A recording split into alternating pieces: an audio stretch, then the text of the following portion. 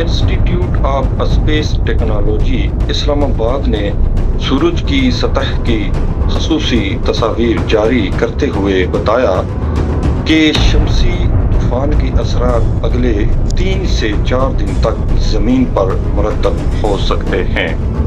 Sparco के तर्जमान का कहना है कि सूरज से खारिज होने वाला मवाद और तवानाई से जियो मकनातीसी तूफान जमीन से गुजर रहा है, जिसके बायस कर्रे अर्ज इस वक्त शमसी तूफान की लपेट में है। उनका कहना है कि सैटेलाइट्स, पावर ग्रिड, खलाई स्टेशन मकनातीसी तूफान के सबब खतरे में है। सूरज से निकलने वाली कोरोनल मास इंजेक्शंस फिलहाल सैयारा जमीन के रास्ते में हैं।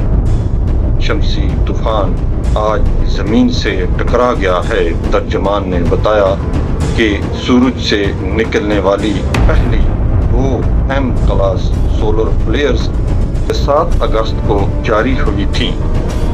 इब्तदाई शुआएं निस्बतन मामूली थी, लेकिन तीसरा सोलर फ्लेयर उनसे कहीं ज्यादा ताकतवर है। उनका कहना है कि सूरज की सतह से मजीद शिद्दत के फ्लेयर जारी हो रहे हैं। प्लाज्मा और मकनातीसी लहरों के असरात अगले 3 से 4 दिन तक जमीन पर आने की तवक्को है।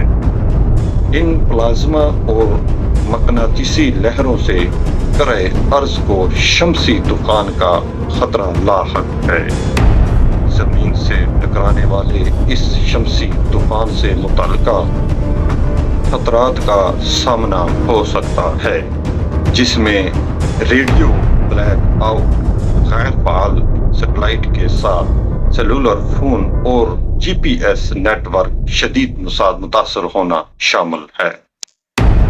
दोस्तों, याद रहे कि अक्टूबर साल 2003 में कर्रे अर्ज की फिजा से टकराने वाले सबसे ताकतवर शमसी तूफान की वजह से पैदा होने वाली मकनातीसी शुआओं से जापान का एक मसनूई सैयारा तबाह हो गया था और 2003 में आने वाले इसी शमसी तूफान के बायस स्वीडन में भी ब्लैक आउट हो गया था, जबकि जनूबी अफ्रीका में बिजली फराहमी के बुनियादी ढांचे को नुकसान पहुंचा था।